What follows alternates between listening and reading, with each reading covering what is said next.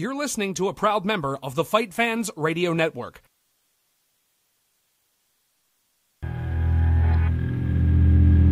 Welcome to Across the Pond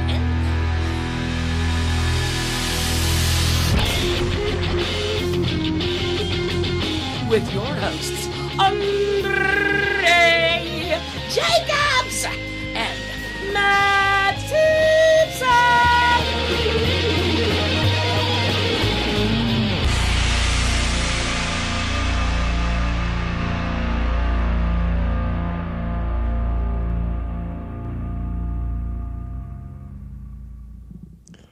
After a year of being on Blog Talk Radio, myself and Matt have gone to greener pastures. Ladies and gentlemen, welcome to Across the Pond MMA on FightFans Radio. Matt, how you doing? That sounded good, didn't it? It sounded great. I thought it was really professional. I had it all written down and shit. It was brilliant. It's all just downhill from there. Don't say that. Yeah, but no, actually, I'm a little depressed right now. I felt like... Wait. Do you really want to talk about this? Well, I kind of have to. I think that I should, because I felt like, a week ago, if the zombie apocalypse occurred, that I was really prepared for it. But I found out that, if it happens at my house, I'm probably pretty good because I hunt and I like to go camping and crap, and I've got all kinds of gear and guns and all that crazy stuff. But if it occurs that it happens that I'm out on a coastline with just some bandages and a water canteen, I'm going to be dead in about 15 minutes. I'm very confused. Yeah, I know. I should probably tell you where this is going. I started playing a game called DayZ. It's a mod of Arma 2, and it's a persistent world that is centered around a zombie apocalypse. Is hands down the most addicting game I think I've ever played, and the most creepy, by far the most creepiest game I've ever played. And I've played them all. I mean, I played Doom, Resident Evil, Alone in the Dark, Silent Hill. The game is absolutely whacked out. But the average lifespan on the game is 49 minutes, and it's permadeath. So all the cool shit you've gathered is gone after you die. So, but yeah, I lasted. I don't even know if I lived 15 minutes. I got it. I went up to a power station and was messing around. Got chased by a zombie. Didn't have anything, so I just started running. That zombie started screaming. Got another zombie chasing me. And I kind of ran in the woods. My guy started getting tired, and then I got ate. So, if it actually happens, I'm a little bit worried now. I'm really sad for you. I mean, to be honest, all I did yesterday and pretty much this week is write about MMA, talk about MMA, watch MMA, and guess what I'm doing right now? An MMA podcast mixed with entertainment. That's the reason why we heard some zombie stuff right there at the start. We don't bring it in at the end. We bring it in whenever we feel like it, because that's just what we do in Across the Pond MMA. Now, I want you all to imagine a really attractive black man doing a doubles thumbs up and a really big smile. Thank you very much. Thank you very much. Matt, what the hell's been going on in MMA this week? It's been a bit crazy. No pun intended for what story we're talking about sooner or later. So, you notice anything good? Anything broad? Well, I mean, Chael Sonnen moving to light heavyweight. I mean, the Jason Mayhem Miller incident. I mean, yeah, there's all kinds of stuff to talk about. Plus, we've got we missed our show last week, so we've got UFC 150, Strikeforce Rousey, Kaufman, and then we'll get into some BFC 73 a little bit later. Oh, my head hurts. Stop so much MMA. Ah! What do you want to start on first? Would you like to get to the news? Would you like to let's get through the news. Let's get through the news, and then we'll do some recaps. Alrighty. Chael Sonnen, the former middleweight contender, the American gangster from Portland, Oregon. Hold on a minute, because I'm not American. How gangster can you be if you're from Portland, Oregon? And, ladies and gentlemen, we actually have a producer with us this time. Erica, would you like to say hello to the fans? Hello to the fans. Hello, yeah. So maybe you two can tell me, how gangster can you be if you're from Portland, Oregon? Because when I think of gangster, I either think of the Italian mafia, the Jewish mafia, Bloods and Crips. Portland, Oregon? Isn't that just supposed to be a drinking state? Big lesbian. Lots of lesbians in Portland, Oregon. Holla! So maybe and homeless. A gang of homeless lesbians is probably the best you can get in Portland, Oregon. Lesbians and homeless people. It sounds like my type of party. And they have fancy donuts, so they have a really cool donut shop. Not so much my type of party. What's with the donuts? They've got a store there that they make all kinds of crazy. Like bacon donut. I mean, every kind of donut. Think of. Yeah, bacon chocolate donuts, and I can't remember all the names of them. I think they have an Elvis donut that basically, if you eat it, it just clogs your arteries and your bowels, and you die right there. So yeah. But yeah, that's pretty much Portland. So I don't really think Portland's gangster either. There's not a whole lot of. Is that like the new version of euphemism or something, like euthanasia? Yeah, I guess you could use it for that. Oh, that's just. Would you like a donut? Yeah, here's a donut. You're going to die. Wah! Sounds terrible. Why would someone want to eat that? A bacon donut? Why? Why? Some things just don't need to. I don't know. I saw bacon gum the other day. I like bacon, but the idea of it being gum that tasted like bacon, I'm not really sure where this country's going. Y'all Americans are fucked up. Yeah, I think you should say that.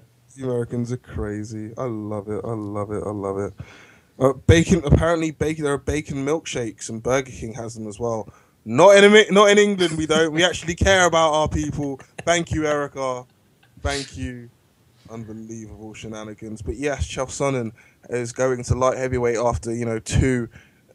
Well, I was going to say one really good loss in the sense that he fought really hard for 4.5 minutes and still lost, and one really bad loss where he destroyed Anderson Silva in the first round and got destroyed in the second round. But now he's going up to light heavyweight to face someone who's probably on the same level as Anderson Silva. And he's calling him out, and he's doing it expertly. What do you think of the whole Chael Sonnen versus John Jones thing? I enjoyed it. Oh, I mean, you know what? Anytime Chael talks, I'm not sick of him yet. So he's fun to watch in interviews, and I really like him on UFC tonight. I think he's really entertaining, and he knows the sport really well. So yeah, like I said, love listening to the guy talk. But as far as him actually being in the light heavyweight division, he's fighting Forrest Griffin. For his first fight in the light heavyweight division. I really don't care about that fight because Forrest Griffin is just kind of sleepwalking through the rest of his MMA career. And then why are you hating on the Griffin? Come on, seriously? No. I mean, yeah, okay. So Chael Sonnen, John Jones, it's not really a fight I want to see. I mean, it'll be a fun fight all the way up to the fight happening. The real test will be this upcoming fight with Henderson and Jones. We'll see what Henderson's able to do, but Chael's not going to be able to. I don't see Chael doing much with John Jones, so I don't know if that fight will actually happen. I mean, Chael might be able to talk his way into the fight because he was able to talk his way back into another fight with Anderson Silva, and so maybe it'll happen again with John Jones, but nothing that really gets me. I guess I'm not really excited about it, but I do love listening to Chael talk about it though because it is pretty funny. There's nothing that excites you about MMA these days. You're such a sourpuss. I am. I'm just kind of negative about everything, I guess. No, that's called old age, sir. Old age. We really need to get into that. Yeah. Well, we've got new fans. It's not a new show, but it's the reincarnation of one of the best MMA shows. Oh, that's right. So we there. can get into my age, the fact that you watch a lot of women's television. So we'll break into all that stuff, the problems you've got with your mom and sexuality and things. So yeah, this is going to be interesting for everybody, but we don't want to get into it all at once. So let's try to stick with MMA for right now. Eric is just thinking, well, what have I got myself into here? Sexuality? Problems with his mom. By the way, I love my mom, Erica. Just saying that. You have to hear one of the stories one day. It all happens sooner or later. She'll say something and they'll all come out on Across the Pond MMA. Regardless of that, what else happened? Mayhem Miller went a bit crazy. Did he go crazy though? What's going on? I'd say if you wake up naked in a church, that you went a little crazy. You maybe had a little bit too much tequila, mixed some meds. You did something, because I've done a lot of crazy stuff in my life, and I'm trying to think. I don't know that I've woken up out in the yard. I've fallen off porches. I mean, I've done I've had things happen when I was less than having it all together. Well, yeah, and I was younger. Yeah, if I felt fortunate, I'd probably break something. But no, I mean, I'd say, yeah, he went off the deep end. He left the reservation. First of all, I don't think there's anything wrong with going crazy in that set. If you're gonna go crazy, you might as well go balls to the wall with it. And apparently went crazy. But everyone's sort of like, oh, let's make fun of Mayhem. He did a boo-boo. He did some shenanigans, and it's very funny. I don't think people are looking at this in a mature sense, and lo and behold, MMA fighters and MMA fans aren't looking at a certain situation in a mature sense, and or maybe Mayhem isn't going crazy. Maybe there's something deeply wrong with him.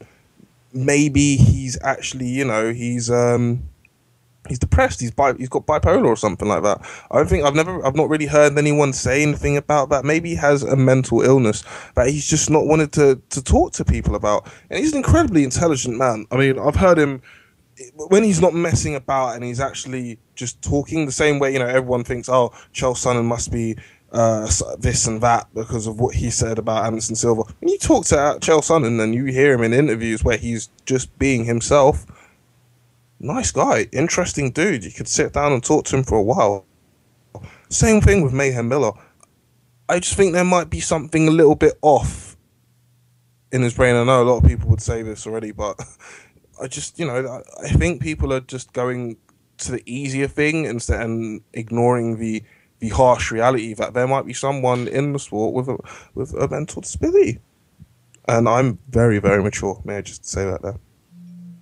Well, yeah, I would say that you could definitely say that he's got something wrong with him. I mean, breaking into a church and he's buck naked.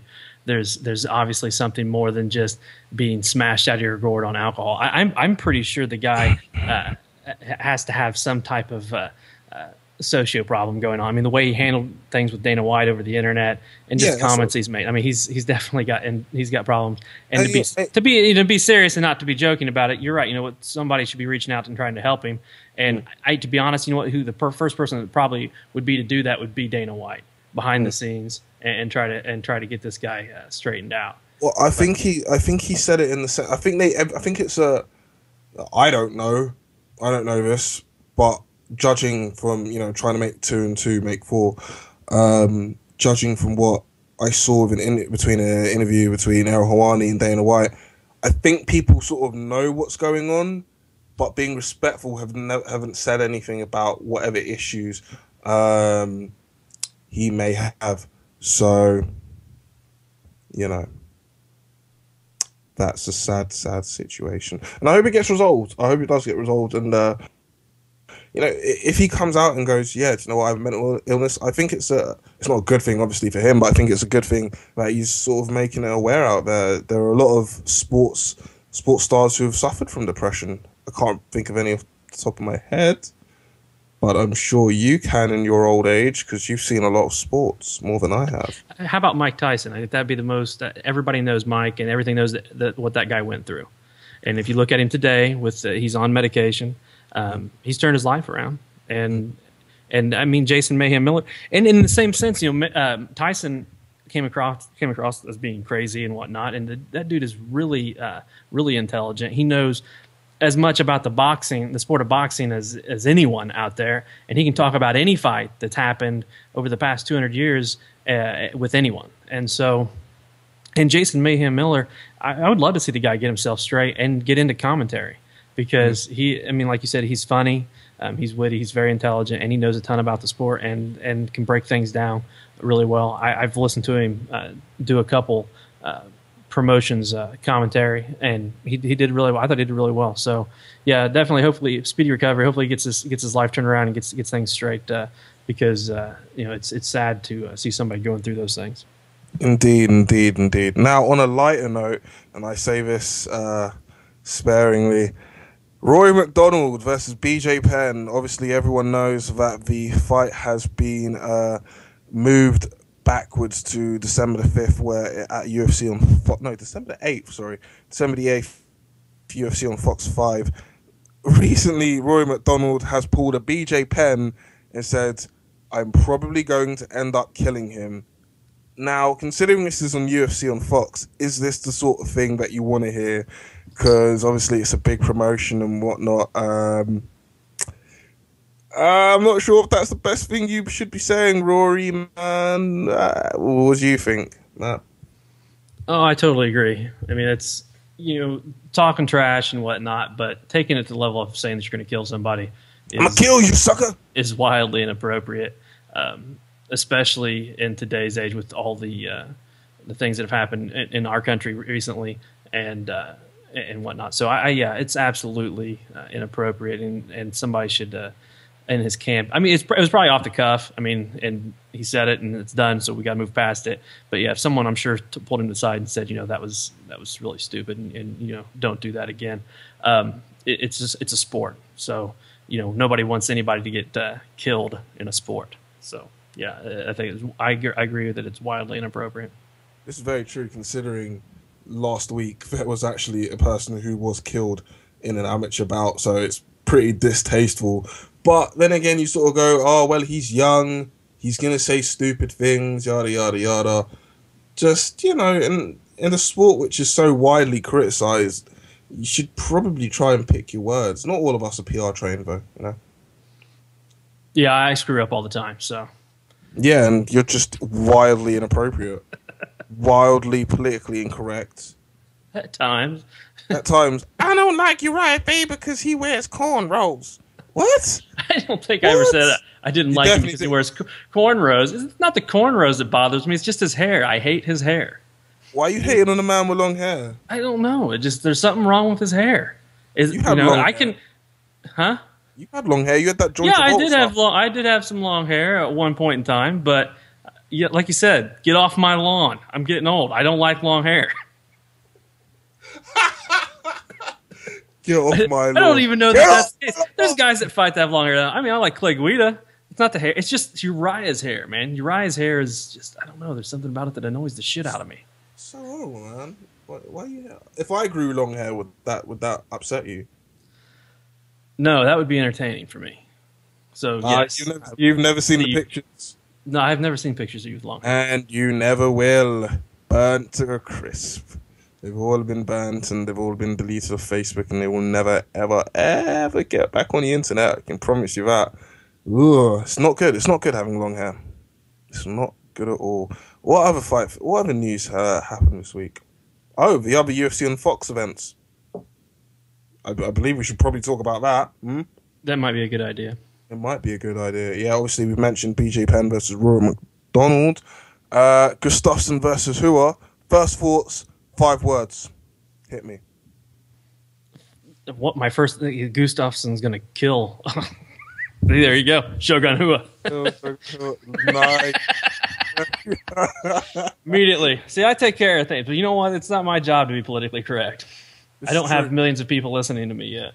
This is true. Yet. No, it's my job to be politically correct. It is. It's your job to say, you know what, Matt, that's probably not appropriate, and then I have to either apologize or ignore you, and I usually ignore it. So I need to. Can Erica? I just need to ask you a question and say one thing. This is the rule number 1 of Across the Pond MMA. Are you there? Erica? Yes, I am. Can we not have any Ja Rule references, please? Oh, I don't know. I mean, we could talk about it. We could probably renegotiate that later on.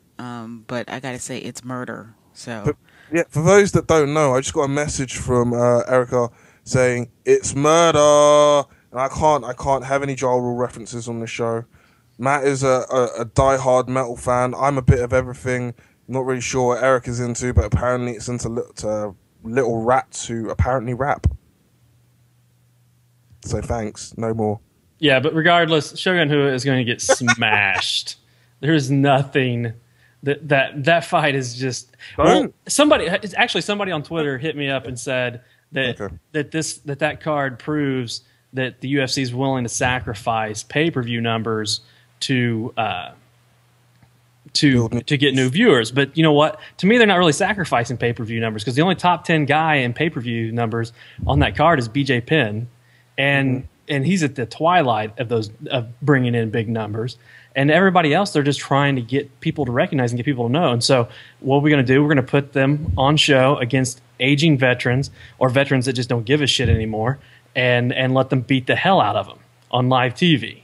So that's kind of what I got out of that. They're just going to showcase some of their young talent and get new fans that way. Whereas I don't know that a Shogun Gustafsson pay-per-view is going to garner a ton of buys. Yeah, you know what? I completely agree with you in that sense.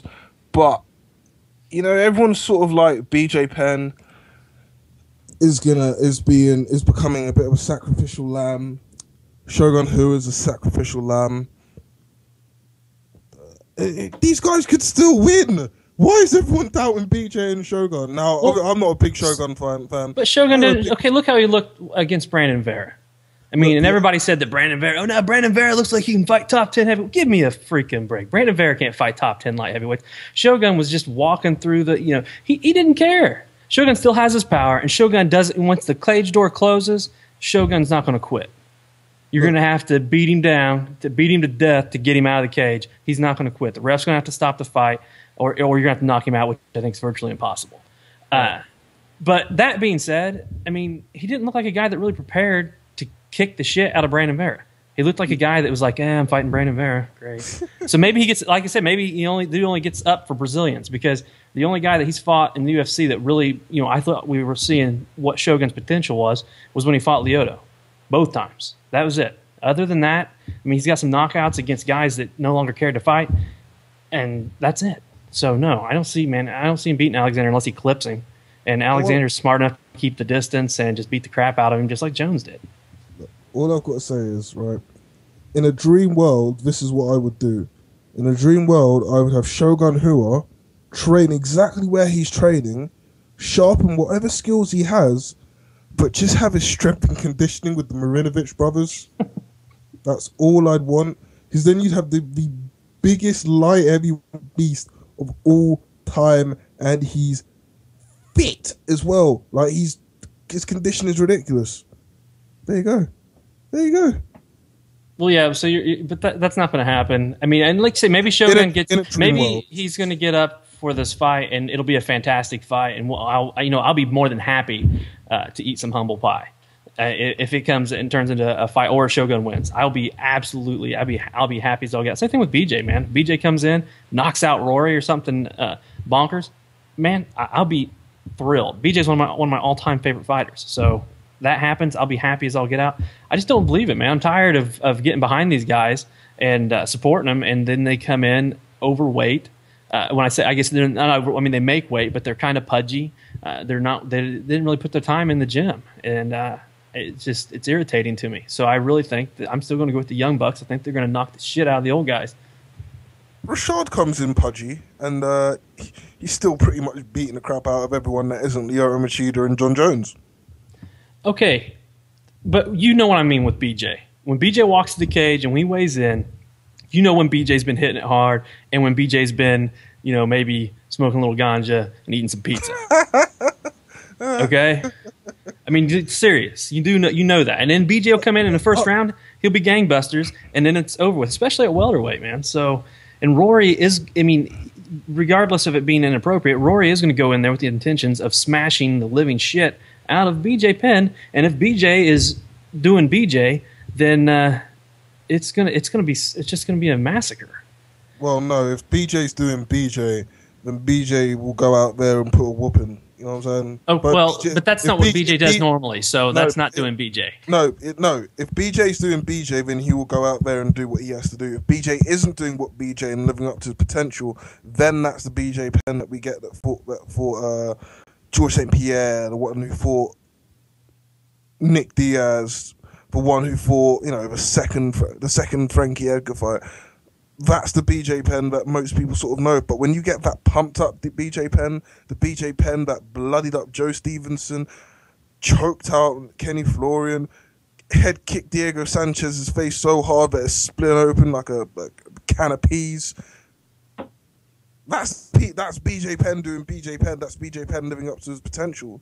I tell you what, Dana White a few years ago said that if BJ came with it every time, that he might have only lost one fight so far in his career. And you know what? I wouldn't disagree with that, because he has that kind of talent. That, at this point in his career, maybe 1-2 losses if BJ came to fight every time. But the thing of it is, man, he doesn't. And when I'm looking at fights and stuff and picking fights, how can you put your money on a guy that you're 50-50 on? I mean, he really seems to want to win this fight because of who he's fighting. But I don't know, man. I'm not going to be a believer until it's the day of weigh-ins. I see BJ and I see what he looks like going into the cage. It's not even the weigh-ins. That's not how I find out it's going to happen. Anyway, where I find that's going to happen is basically when BJ Penn walks down that aisle. Yo. Oh, hello. What? We got a listener. What's going on? Hello. Hey now, shout out to all my puto faces listening early on a goddamn Sunday morning on the West Coast. It's Jason Valdez. How y'all doing? Pretty good, Jay, man. What's going on, Jason Valdez? I don't think we've spoken before, but what's really good? We have not, but we just happen to be partners in crime at this new goddamn network we're on. Oh, FightFans Radio. Okay. So I figured I'd call out for a few That minutes. Other sports show. This is Jay Valdez. That's me. Should I say it like that? Should I have introduced myself like that? You should have said I'm Jay Valdez of That Other Sports Show. I was thinking about that, and then I made the phone call and just obviously shit my pants and shit the bed just and just completely shit dropped everywhere. the fuck. Oh, that was horrible. I did. I'm not impressed. First impressions and all that, man. Thank you. So, what are you guys talking about? What's doing here? We're just talking about MMA as per usual at the moment. We're just shooting the shit, as it were, having fun. You come in unannounced. You don't bring gifts. What's going on? I just really wanted to spend a few minutes talking about last night's fight. Of course, I'll be able to do that for an hour on my own show, but I want to screw your guys' show up by jumping in for 5 minutes at least. It's perfectly fine. I don't want to talk, going to be Rousey related, and rightfully so. I mean, she fucking dominated. But I really want to give Jacare some props. I hope he's not getting kind of skipped over in this morning's news. I thought he looked so fucking impressive last night. I thought his hands looked tremendous. I thought he fought a really tough opponent. I thought it was going to be a lot better matchup, and Jacare did the one thing that I think a lot of people have been anticipating, which is he was finally able to let his hands go, show some knockout power. He's had some good stand-up fights, but he's never really popped anyone like that. And to see him pop Brunson like that, Brunson's no slouch, man. Trains with a tough team, got a solid record, and he just laid down. Faceplant. Yeah, but I mean, it was 41 seconds, and it was Derek Brunson who just lost, even though it was controversial, to Kendall Grove. He didn't lose. It doesn't matter. He did. It's a loss. It doesn't matter. He fought Kendall Grove, and it was he lost to Kendall Grove. He did, but I mean, still, like I said, I'm more than anything. Jacare's a top middleweight. I don't think he's top 5, but he's a top middleweight, and that's not to be questioned. And Derek Brunson is a douche of epic proportions with all these pictures of him in the mirror. I can't really handle it. But showing up six pack. Do you think he's going to have kind of that? I don't want to say Jake Shields. He's going to be one of those guys at Koscheck where he's not going to beat the top tier guys that'll float around and give a lot of guys in that 2, 3, 4 spot issues possibly beat those guys. Are we talking Brunson or Jacare? Oh, Jacare, of course. Okay. Yeah, I'd say that's probably where it's going to be. I mean, we won't know until we see him over in the UFC. I mean, it's really hard to judge a guy's talent in Strikeforce. No offense to Strikeforce, but I mean, most of Strikeforce's talent is middle to low tier. I mean, that's why last night's card you had a whole bunch of fights where the favorites were like 4-1 favorites, and they won easily. I was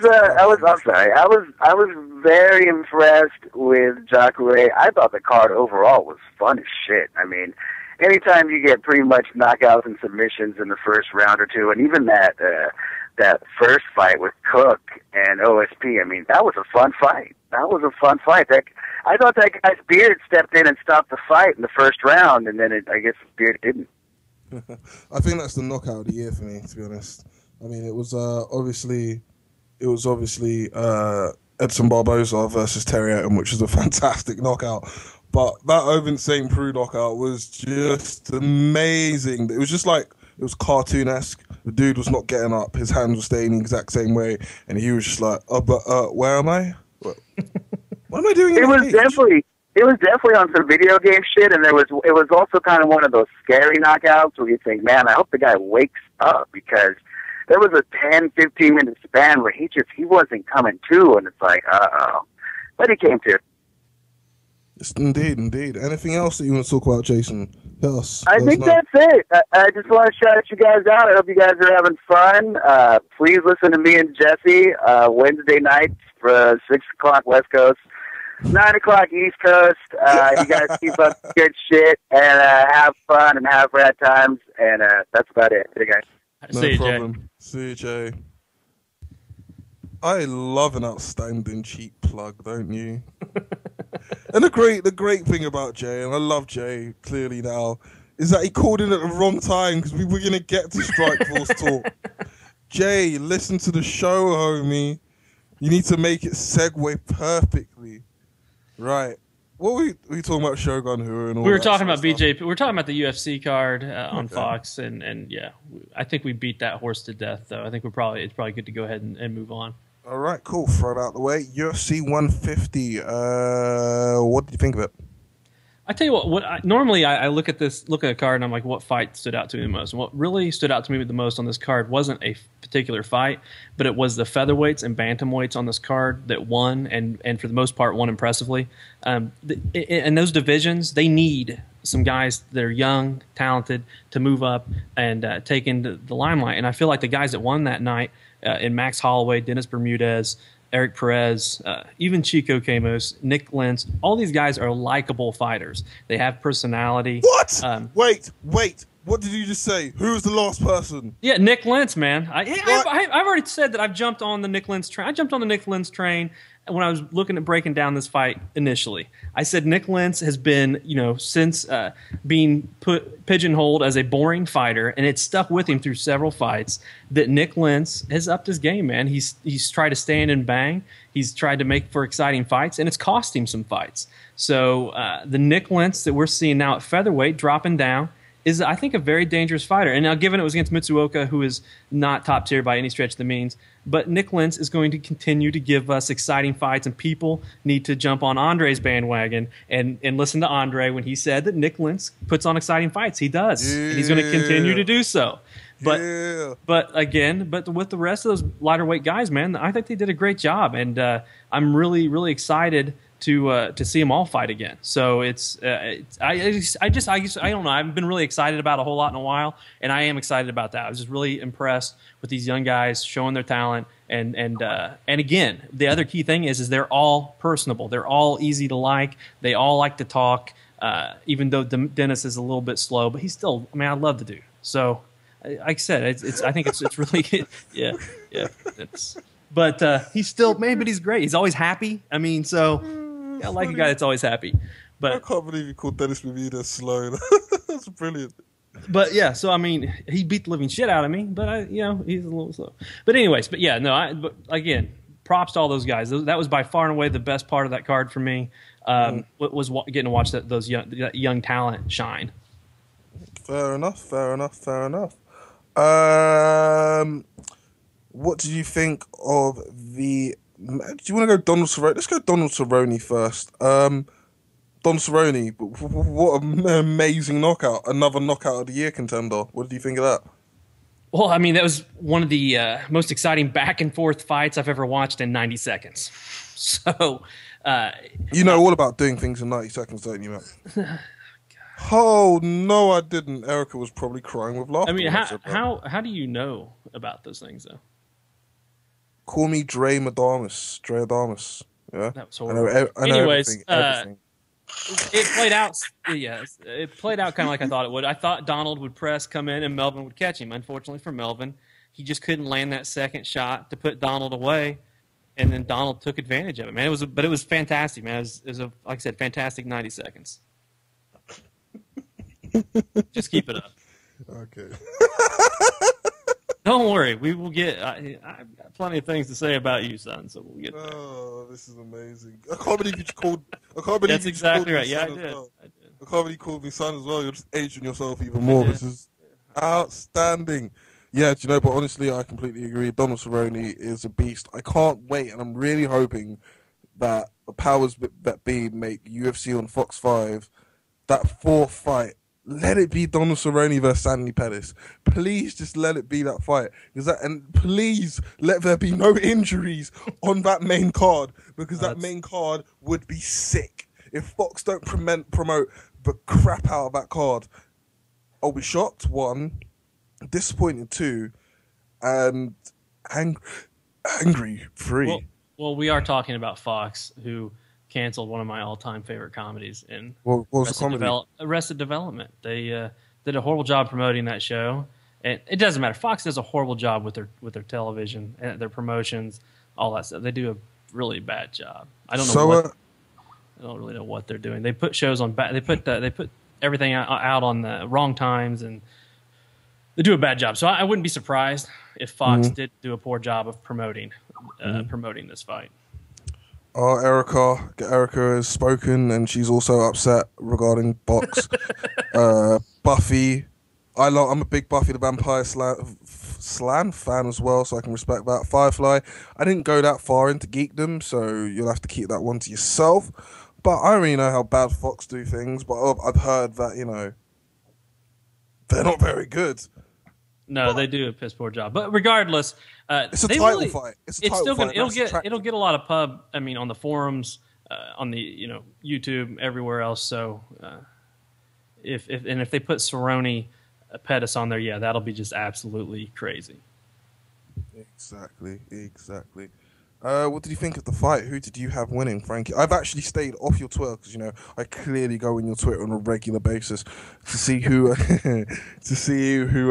you thought won between Frankie Edgar and Benson Henderson.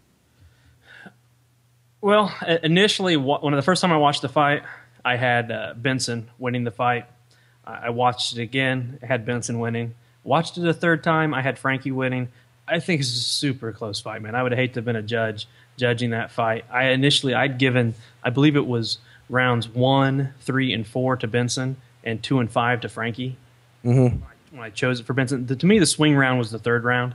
I thought that round was the round that could go either way, but I mean it was just a close decision, and it just drives me nuts that in the MMA world that anytime there's a close decision, it immediately goes to it being a robbery.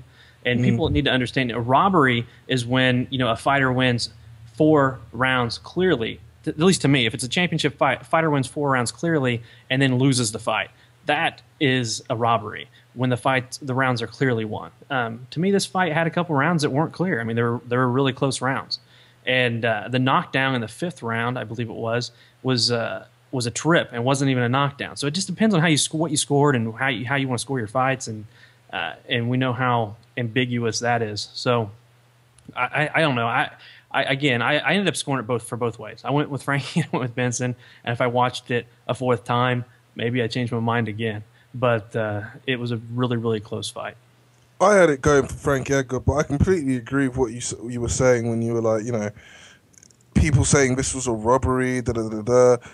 Look, think of the robberies that have actually occurred in MMA, and then look at that fight and say that was a robbery. Do you know what I mean? Like Leonard Garcia versus Chang Sung Young, first one. Chang Sung Young won that fight. Leonard Garcia versus Nam Phan, the first fight. Who won that fight? Nam Phan. Robberies. Do you know what I mean? Lyoto Machida versus Shogun Rua, first fight. That wasn't a robbery. Settle down there. Settle down. I'd say it was a robbery. I paused for a second. That was not a robbery. Settle down. I paused because I didn't know how you were going to react to it, but yeah. That was not a robbery. How the hell was that a robbery? Because clearly Shogun won. Okay, yeah. Anyways, now see, you're just turning into my timeline right now. And have you still got Jesse on your timeline? Because then you're calling me a dick, and I'm not very happy with that statement. But yes, there are a lot of other fights out there. There are absolute robberies, and this was not one of them. It was just a really close fight. And what I found is that everyone that was picking Frankie to win, for the most part, that's who they picked. That's who they gave the judgment to, was Frankie. And the people that were picking Benson, for the most part, had picked Benson to win the fight. But Frankie's fans are, I mean, Frankie, again, is one of those guys that's really likable. Lots of people have really strong feelings about the guy. And so when he loses, they all reacted the same way he did inside the cage and, throwing a hissy fit and stomping their feet, kicking rocks. And that's okay, but it just gets on my nerves. Well, aren't you just such a manly man? I am. I accept my losses with dignity. Bullshit. Ooh. Do you remember when you had to do the Jägermeister? No, I don't even know what you're talking about. Yeah. Actually, do you know what? The next event, what's the next event? UFC 151? Yes. Right. When we do predictions, we're going to have to get Erica involved in one of our bets. I don't know that she'll want to be involved in one of our bets, but that sounds like a plan. Erica, do you drink? Car bombs. That's about it. Car bombs. Okay, cool. So, who do you? When it comes down to it, you're gonna have to choose one person, and I'm gonna choose the other person. And whatever happens during that time, you have to do what I have to do. You have to do what I say if I win, and I have to do what you say if you win. Me saying, if the person that I expect to win wins, you have to drink 20 car bombs in 2 hours. Jesus Christ. Absolutely not. Absolutely not. You're trying to kill me. I had 2 and a beer and I was already drunk. So 20 would kill me. I'd be dead. And Well, then I guess you just have to go as far as you can before you pass out. Oh, actually, we'll make and it try better. to remain on some type of Twitter or Facebook where we can see where you're at. We'll make it better, right? So every time during UFC on Fox 5, there is a takedown. You have to take a shot of the main card, not the preliminary card as well. The main card okay, I could probably do that. of Jägermeister. Jesus What is your deal with Jägermeister? That stuff is so disgusting. I love it. I love Jaeger bombs. They're amazing. That's because you're young. Jägermeister. I mean, you know what? I used to drink like Screaming Nazis and Three Horsemen Three Horsemen, Four Horsemen, Three Wise Men, all those horrible drinks, and I have no idea why. Buffalo Sweat, hands down, one of the worst drinks of all time. And I don't know why I drank all those because they were all horrible. That's exactly. You know what? It's probably good. Buffalo Sweat. I tell you what. Why don't you next time you're at the bar, get a shot of tequila and put Tabasco sauce in it. That is Buffalo Sweat, and that is freak. In fact, you know what? That's gonna be my bet. You're gonna get to do Buffalo Sweats. How many? Well, I don't know. I guess we'll do the takedown bet. So when UFC 151 comes up, I guess we're gonna have to come up with a 3-way. And yeah, exactly. And careful now. settle down. But yeah, you're going to be drinking some Buffalo Sweat, especially after making me drink Yeg. I hate Yeg. I had to do Buckfast. I don't even know that you did that. You didn't. I didn't think you even did that. Did you? You do it. I lost the bet, so I done it. I swear to God, I moved up to Newcastle. It's not that hard to find Buck Sweat. Everyone drink Buck Sweat. You're drinking Buckfast. Awesome. Buck Piss, Buck Sweat, Buck Fast. It was by far the most disgusting thing I've ever tasted in my entire life. It tasted like piss. Nice. Well, so yeah, Buffalo Sweat will be worse. Oh great, cool. Ugh. Right, let's go on to last night's event. What did you think of the Strike Force? Now, we've obviously heard what Jason Valdez from the other sports show had to say about Strike Force. It would be fantastic if you called in now, Jay. Well, like I said earlier, I mean, I felt like that. I said actually on Twitter, I said I thought all the favorites were going to win. I only picked against one favorite, and I don't think it was a super close fight, but it was competitive, and that was Safardine and Bowling. But the only favorite that lost was Sayers, and he looked just absolutely horrible and a deserving loss. So, I mean, it's a Strikeforce card. What can you say? I mean, you got Frank Shamrock, who's always entertaining, and it's almost now. When I tune in, I have to hear. I tune in just to hear Frank and some of the craziness that comes out of his mouth. Because last night, I'm trying to think, he had one line that was just absolutely phenomenal. It was something along the lines of, what was it? Man, it's killing me. I don't know. I can't think of it. It was absolutely retarded. So Frank, he's always entertaining. Scott Coker is always creepy. I mean, those are like the only things you get that are guaranteed when you turn on a Strikeforce event. And the fights, I mean, they can be exciting because, again, they're usually someone who's middle tier to lower top tier fighting someone who is lower tier. And so they're one-sided, and that's pretty much it. The women's matches were by far and away the best of the night. Misha Tate, Kidsey was outstanding. Some people went a little crazy as fight of the year. That's still Dustin Poirier and Chan Sung Jung. But it was absolutely probably one of the most entertaining women's fights I've seen. I don't know if I'd say it was the best one, but it's way up there, and it's probably top 10 on the year, somewhere in there. So yeah, it was an entertaining card. It was a fun card. I just Strikeforce. I really wanted bloody hell. Can I just call him Kunta Kinte? I really wanted Lumumba Sayers to win his fight because I really enjoy his post-fight interviews. They are the most gangster / really Christian post-fight interviews I've ever heard in my entire life. It's like if you heard Snoop Dogg go like, "Praise Jesus, praise Lord." Yo, man, what I'm real saying is like, yo, praise Lord. I did everything by the power of God. It's one of the funniest things I've ever heard in my life. When he fought Scott Smith, I remember how Twitter just blew up like, who is this crip talking on the mic? It's amazing. That's it. That's the only reason I wanted him to win. I don't really have any sort of preference of who wins. But sounds like you got a little bit of guy love going on. There's no guy love. I just love absurdity. Well, absurdity. I remember the quote, so I have to get out there for Frank. Frank said, "When your back is on the mat, nobody can be on your back choking you." And I was just like, that really? When your back is on the mat, no one can be on your back. Yeah, that's pretty accurate, Frank. But that's what you get with Frank. He just pretty much states exactly what is happening, and it's always the obvious. Yeah, and sometimes but he's telling the truth. Well, he is telling the truth. I mean, that's 100% right. I mean, if he's teaching you're in the dojo and you're like, "Listen, guys, if your back is on the mat, they can't choke you. So just lay on your back as soon as you go to the mat." I mean, that's pretty accurate. If you lay on your front, you can get sweeped and someone can be on your back. He's talking the truth. Right. So if you lay on your back, you can't get choked, evidently. So, but yeah, Frank. And then he, at one point, I think it was when Lumumba, whatever. Yeah, Sayers, there you go. Exactly. Thank you. He was when he was mounted, he was talking about a strike that he could throw from the ground, and Pat shut him down. Pat shut him down twice in that round when Frank started to say crazy stuff, which I thought was hilarious.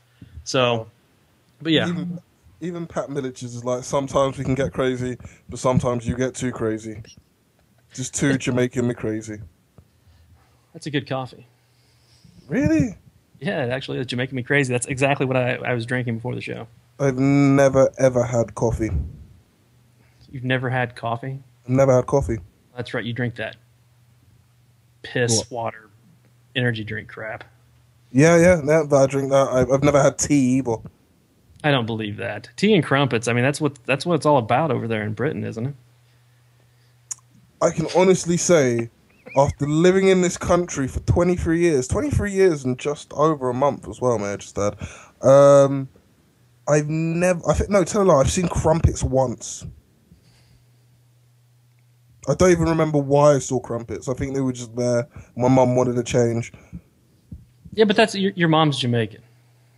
She's been in England since she was 13. Yeah, but maybe if but that. So I guess you it's not the same though. I mean, you weren't growing up drinking tea and crumpets, so. No, neither was anyone else that I know. No one. So you're saying that's just total bullshit, that nobody drinks tea and crumpets over in England? There are probably a few people who drink tea and crumpets, but it's not a national thing where it's, oh, listen, ladies and gentlemen, it's a tea and crumpet day. I really have a hard time. And the next thing you're going to tell me is that France is not full of mimes. France is not full of mimes, I can tell you that now. Although 50% of them have toxoplasma. I don't even know what that is. Do you want to know what it is? I guess. Our listeners do. Right, cool. Toxoplasma is basically it's a viral brain disease which makes makes females more submissive and makes men more crazy. It's actually given to people by cats, and France, I believe, has an incredible amount of cats. That's why 50% of the population has it. Learn something new every day, people. Well, I feel I'm really happy that I did not go to France now. Oh, I thought you were going to say I'm really happy that you've taught me something in a really sarcastic way. No, I'm not really. I don't really give a shit that you taught me anything, and I'll probably forget it after the show because unless I'm on Jeopardy, I don't think that'll ever come up again in my life. Well, no, it's because you're an old person and you forget things really easily. Yeah, keep it up. I am. Erica says she has a two-hour layover in Paris coming up. I better not die. Well, if you got a layover, you probably should die, you flashy bastard. I don't even really. I mean, was that your Frank Shamrock moment right there? Because I'm not even following you. That didn't even make sense. What you just. I mean, I'm totally. Lost. I hate flying. So it's not a Frank Shamrock moment. You know, but I hate flying. That's why I never. Well, I know, but you know what? I'm pretty sure we've done this show for a year, and you've only mentioned that you hate flying one time, and I believe that was our last show. How do you know that? How do you know I've only mentioned it one time? Everyone goes... Because I have a great memory. Yeah, you're old, though. What does that... A minute ago, I had a bad memory because I was old. Now I have a great memory because I'm old. That doesn't make any sense. You're old. So just talking gibberish. Screw you. You've ruined my day now. You've completely ruined my day. Right. Okay, so the rest of the Strike Force card. We've already talked about Jacare and Brunson. I mean, Rousey, Kaufman... I mean, did you give Kaufman any chance? I said if Rousey decided to stand and trade, then yeah, she had a chance. But no one's idiotic enough to think, well, that's going to happen.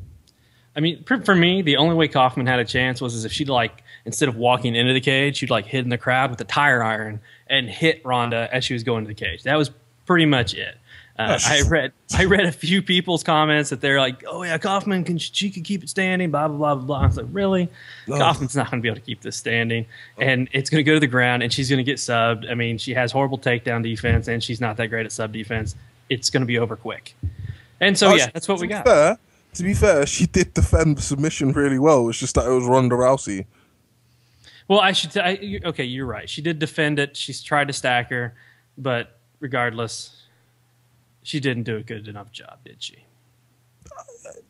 I think it's hard to say a person did a good enough job when, she's done. Rousey's done this to so many talented. She lost. Yeah. If she'd have done a good enough job, she would have. Miesha Tate didn't get subbed the first time her arm went into Ronda Rousey's armbar. That's because she's stubborn. Anyone else would have been like, "Yeah, screw it, I'll tap. I want my arm for another day." Look how long Tate's been out for. It doesn't matter. It does lead up to the only fight in Strikeforce that I really, really, really want to see happen, and that's Ronda Rousey versus Chris Cyborg.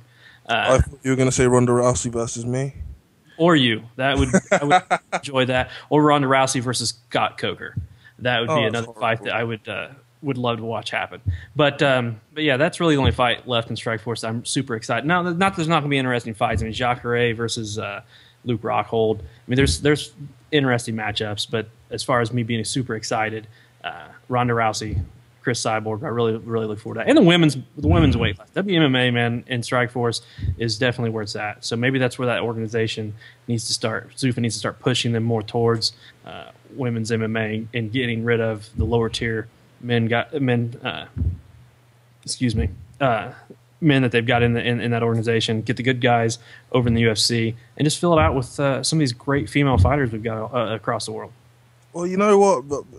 It's been a good year for WMMA, really, isn't it? Obviously the Ronda Rousey versus Tate fight really set things off, and then obviously with Invicta having two fantastic cards, and then yesterday, great fights as well. It's been a really solid year for WMMA, and I want to see how far they can go with it. Excuse me, I'm ill again. If more fighters can progress up the ranks and quality can actually come, then there's going to be a space for them to make more money. I feel sorry for Rousey in the sense that, if she came 5 years later and WMMA was still progressing as fast as it is now, she probably earned a lot more money. So, you know, but it's the way things are. You need sort of someone to be a trailblazer, and I think her, Gina Carano, and a few others have really helped push it to the way it is now, so more women can earn more money. No, I agree, and we didn't. Was that a Frank Shamrock moment? No, that was not. Where I said I agree. Yeah, I guess it was. No, but I was going to follow it up with Misha Tate. Julie Kidsey was by far and away the best fight on the card. Oh, and agreed. Again, one of the best fights of this year. So they brought it. It was back and forth. It was very exciting. And it was crazy because right before Kidsey landed that big high kick, that's what I was typing on Twitter. I was like, Tate is getting ready to eat a high kick. And I mean, as soon as I did that, she brought that kick up and smacked her upside the head. And then, didn't you hate when that happens? Because like you're about to. Oh yeah, because you're like, oh, I'm getting ready, and then you're like, and then it happens. You're like, God damn it! And I'm just like a jackass. Like I just typed that after it happened. Like oh yeah. But yeah, no, it was. But it was a great fight. And Tate, man, she is so freaking tough. I mean, Dana White said it like 100 times last night. But that is 100% correct. I mean, that girl is hands down to me right now is probably the toughest female in WMMA. And you know what? If Julie Kedzie keeps that to a decision, she probably wins the fight. Oh no, just without a doubt, yeah. No, she won round 1, and she was winning round 2. I say probably wins the fight because I don't trust judges. Yeah, the judging. I mean, we talk about it. It sucks the fact that we have to talk about it almost every show. That the judging or the refs, somebody screws something up. But yeah, that is true. If it went to a decision, who knows what actually would happen. But I had Kedzie winning it. But yeah, fantastic fight. Indeed. Right, I don't think there's an event next weekend, is there? Oh wait, no, there's Bellator. We got Bellator. Actually, funny enough, a friend of mine got signed for Bellator. Who's that? Do you remember Michael Page, the dude with the tornado kick? Yes. He has been signed by Bellator. Has he got a fight yet? Is he gonna fight me? Fuck no. No, has he got a fight yet? Is he going to fight you? Yes, Bellator signed. Just recently, Bellator. We're announcing today that Bellator signed Andre Jacobs. You would have had a heart attack. The catch weight fight. I don't think I could get to 170, but I don't think I've been 170 since I was like 14. But yeah, he's been signed. I don't think he's got a fight yet, but he's part of a few English people. Well, I think he's the only Englishman that's been signed. But yeah, congratulations to him. But who is fighting next week? Well, to be honest, this was out of all the Summer Series events, this was the event I was looking forward to the most. Mm-hmm. And the main event has been pulled, which was Pat Curran versus Patricky Pitbull. And it's still going to be an entertaining main event, but I mean, losing that fight does hurt it. It was a fight I was really looking forward to. But that being said, we still have Marcus Galvo versus Luis Nogueira for the Bantamweight tournament final. Travis Wu versus Attila Vey for the light heavyweight tournament final. And then a fight that actually is a heavyweight match that is going to be entertaining, which is a rarity in Bellator. What? Yeah, is Ryan Martinez versus Mike Wessel. So they haven't added a fourth fight. At least I don't think they have yet. I'm sure they'll be moving one of the preliminary fights up. But as of right now, I don't know who that's going to be. So we'll just break down the 3 main event fights, starting out with Ryan Martinez, Mike Wessel. Ryan Martinez is both these heavyweights are short. They're both, I think, 5'11", 6 foot, respectively, and big guys. And Martinez is heavy-handed. So is Wessel. So these guys are going to go into the middle of the cage, and they're going to throw punches at each other's heads, and one of them's going to go down is the most likely scenario. Martinez has got great takedown defense. Wessel, he can press guys against the cage, get a sloppy takedown. But his game is still moving forward, throwing big bombs. Martinez likes to plant, set down his punches, and throw bombs. So this should be a fun fight for the first round. I imagine it won't go out of the first round. These guys both throw big shots, and somebody will go down. So it should be an entertaining fight, though. And that being said, I got Martinez. I think Martinez he keeps his hands up, and he's a counterpuncher, whereas Wessel kind of just goes balls to the wall moving forward. I think he'll get caught by Ryan and get dropped. And then we got the light heavyweight fight, Travis Wu versus Attila Vey. Another fight that should be pretty exciting. I mean, Travis likes to wrestle, which I know a lot of people get bored with, but he's a monster at light heavyweight.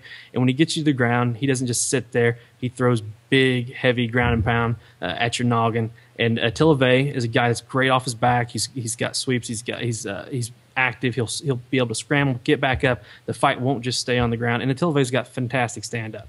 So Attila's best chance is to keep his distance, keep the strikes coming, leg kicks, jabs, while Travis tries to push through and get in close, because Travis's stand-up isn't the greatest, but he'll stand and bang too. So it should be a fun fight. I think Travis, though, will end up getting the UD in this fight and control it, get it to the ground, and win it that way.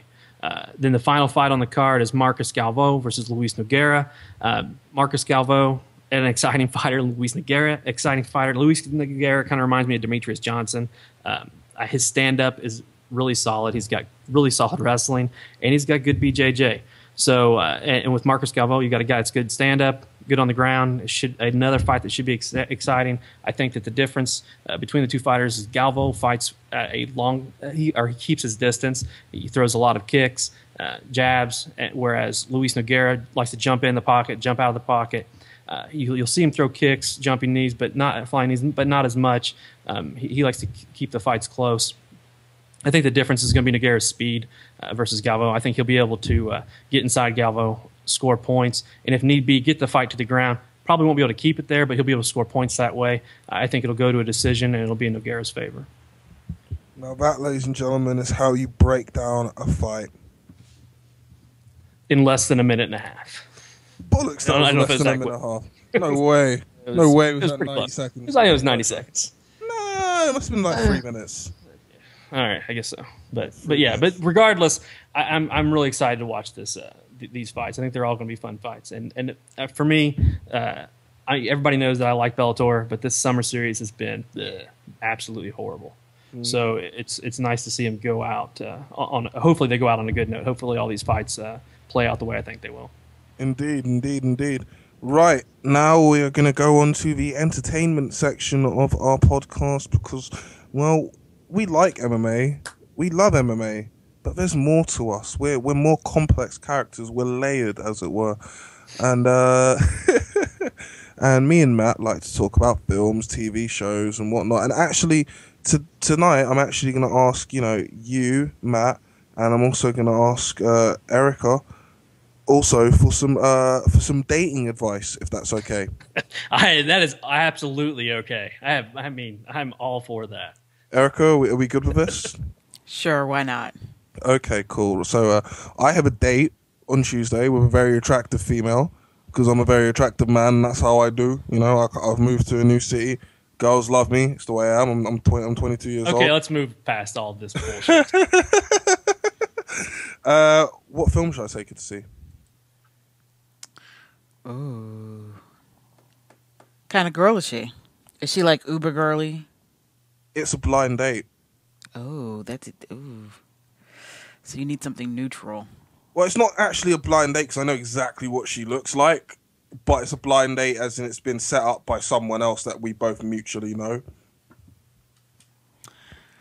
Well, it's this coming weekend, correct? Then for me, it's hit and run. No. It's Tuesday. Okay. So it's got to be something that's getting ready. So she wants to see Ted. She didn't take her to see it. I think if she wants to see Ted, hell. You might as well marry her right after you watch the movie. What? I'm not getting married to anyone. If she's actually watched the previews of Ted and wants to see that movie, she's a keeper, Andre. Agreed. Because first off, that movie's amazing, and second off, that she requested that. I agree with Matt on all counts. I love that Matt has said she's a keeper and Erica's like, I agree, I've seen it, it's amazing, assuming that Erica is a keeper. Oh yeah, I'm totally a keeper. I'm a keeper. But yeah, no, Erica's right on, man. Ted is hilarious, and so if that's what she wants to go see, I think that's what you need to be doing. Okay, so should I wear jeans? That's way better than 500 Days of Summer or some other. Yo, that film is sick. Stop hating. Right, should I wear jeans, some trainers, and a t-shirt? Casual look, know what I'm saying? I think you should go with the Shinya Aoki pants. Oh, I don't think I can pull that off. I don't think Erica knows what we're talking about. I'll tweet her an image of me in some Shinya Aoki pants. No, I know exactly what he's talking about. How do you know what he's talking about? The Shinya Aoki pants? Yeah, have you seen me in them though? No, well, do you have a picture of yourself in? Yes, he does. There is a picture of me in some Shinya Aoki pants that I own. Oh, Sweet Jesus. Yes, you need to. It probably needs to be put up on Fight Fans Radio for everyone. Yeah, I think it does as well, because that's amazing. Sure, it's not a problem. I will give you the guys that picture. It's fine.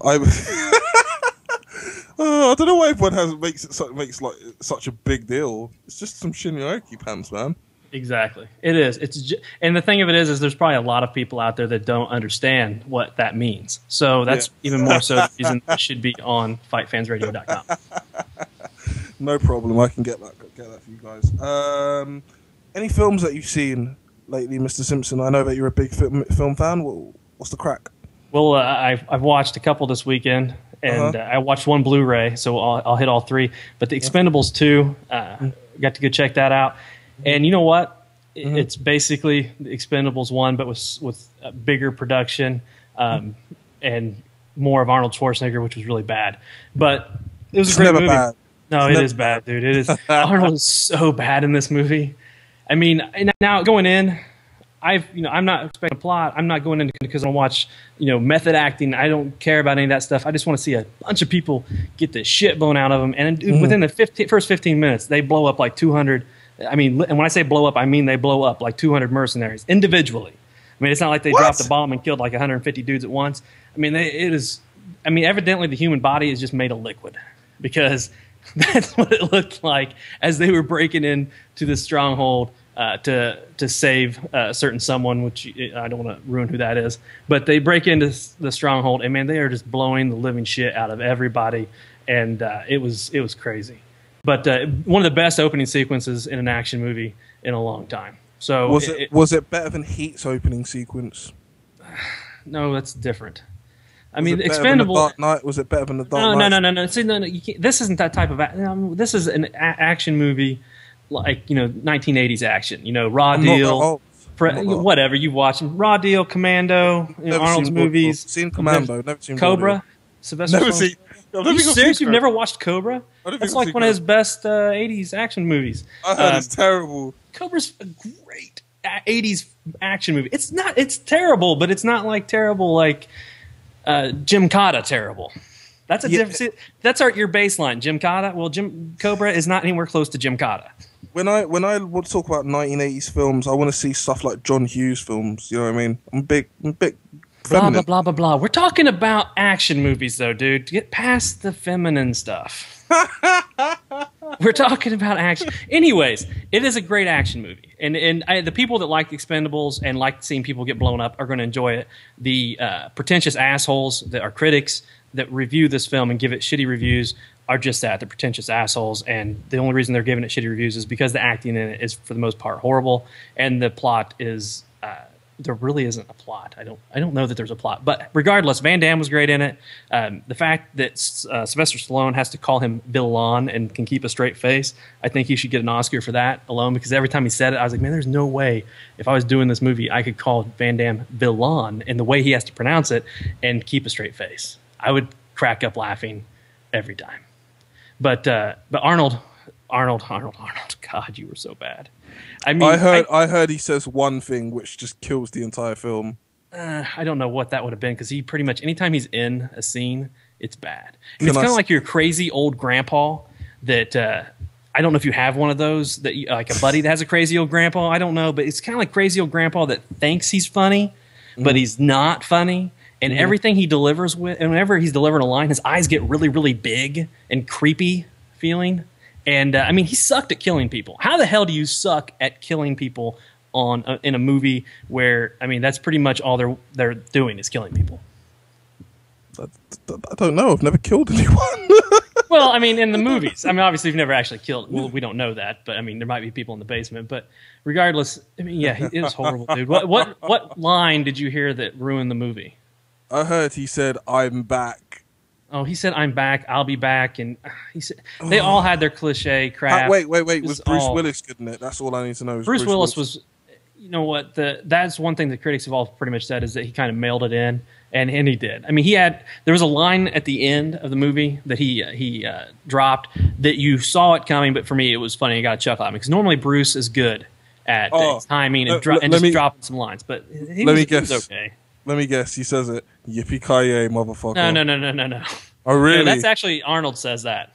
You're Arnold joking. No, I'm not joking. They all Yes.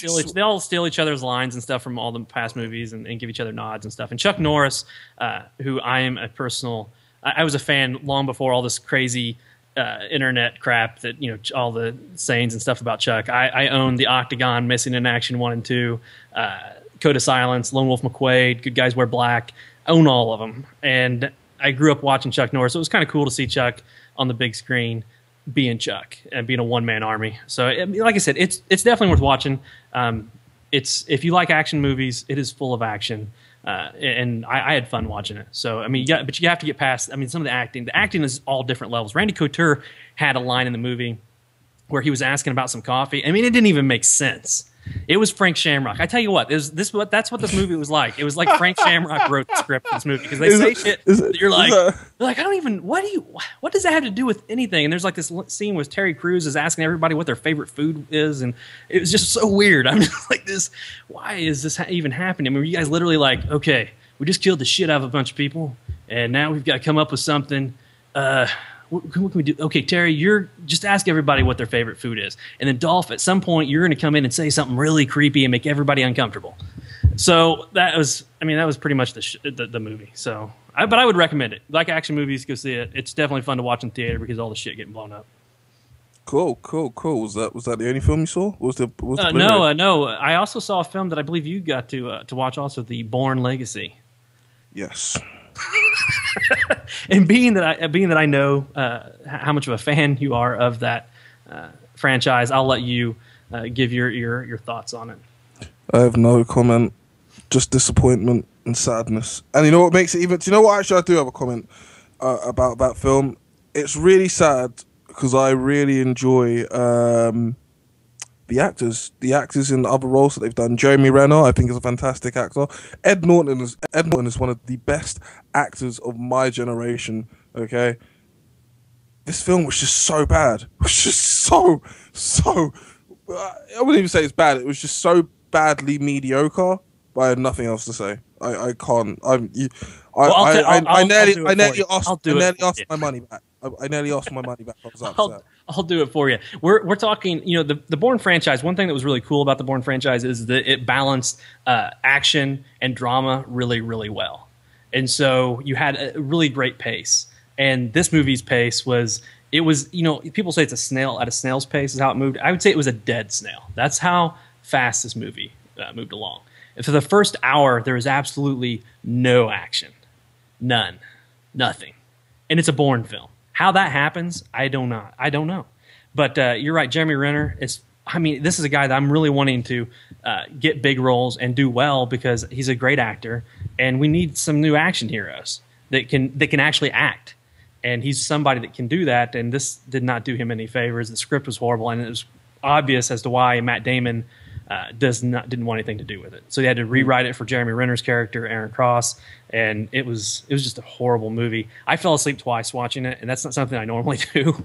But it was funny is I fell asleep, and maybe I fell asleep for like 5 minutes. I don't know. I wake up, and Edward Norton is Stacey Keach is asking Edward Norton, something. What does this have to do with what's going on? And trying to get Edward Norton to explain some stuff to him. And Edward Norton looks at him and says, everything that's happened so far doesn't matter. And I thought, holy shit, you are exactly right. I woke up at the perfect time for you to tell me that nothing I've watched to this point means absolutely anything. And that's pretty much the entire movie. It was horrible. I mean, it was like they took all three Bourne films and smashed them together and came up with a big shit ball of film. That's deep, yo.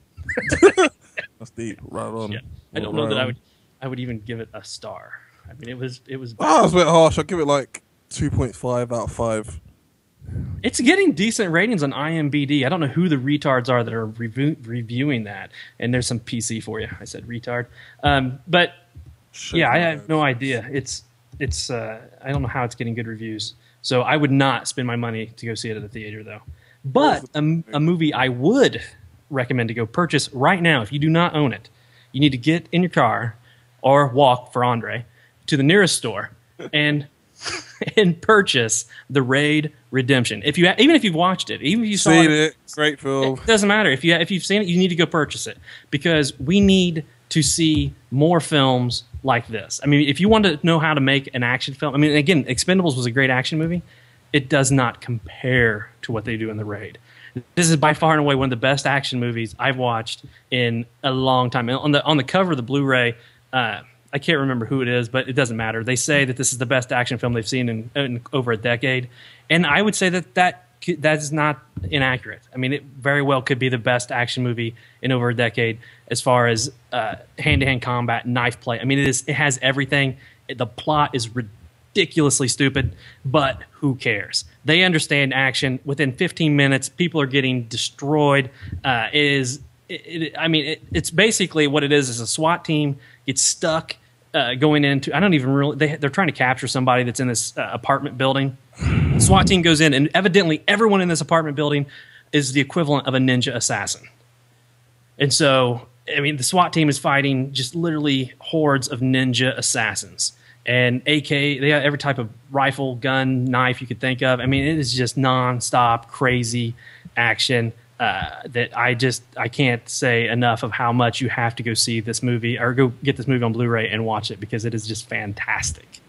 May I just say that British people may not be able to create really good heavyweights, but goddamn, we do know how to direct films because a British man did direct that film. Yeah, Gareth Evans. He's done a couple. I take that back. He's not actually English. He's Welsh. So with a name like Gareth Evans, he must be Welsh. Well, but regardless, he put together a great movie, and that's why people have got to go buy this because you know what? A lot of people won't because it's Indonesian and it's foreign. People don't like to watch subtitles. Even if you don't even want to. You don't have to just turn it down and just watch the action. Turn on some music. Watch the action on the screen.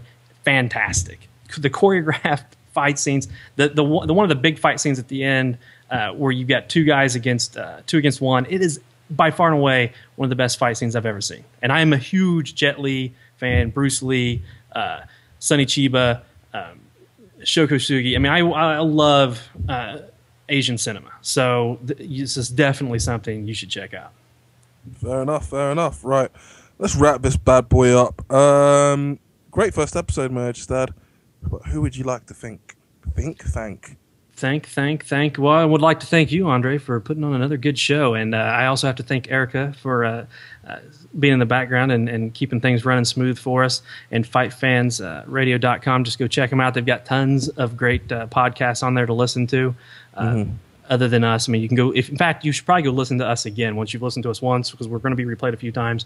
Make sure you listen every time, because there's some subtleties there that you might have missed if you didn't listen or the first time you listened. Indeed, we're like a really good book. And then also, you want to check us out on Matt. Yes, I don't know if I'd say that, but Twitter, Matt Simpson MMA, and check out Andre Jacobs MMA. Andre doesn't talk a whole lot about MMA, so I don't know why he's Andre Jacobs MMA on Twitter, but you should check him out. Do you know I don't talk about MMA? I think that's incredibly harsh. I mean, well, your name's Andre Jacobs MMA, but you talk about a bunch of other stuff, typically like, feminine films and stuff like that. I disagree with that statement completely. Well, there's a lot of people you can see that's the truth. I talk about MMA quite a bit. During the days, you may see a few links up from my other website, Enter the Yum Yum. But otherwise, I talk about MMA, Breaking Bad, which is a fantastic show. Everything that I enjoy, I tweet about. So if you like what I'm talking about, come follow me on Twitter, @Andre Jacobs MMA. Shout out to Erica.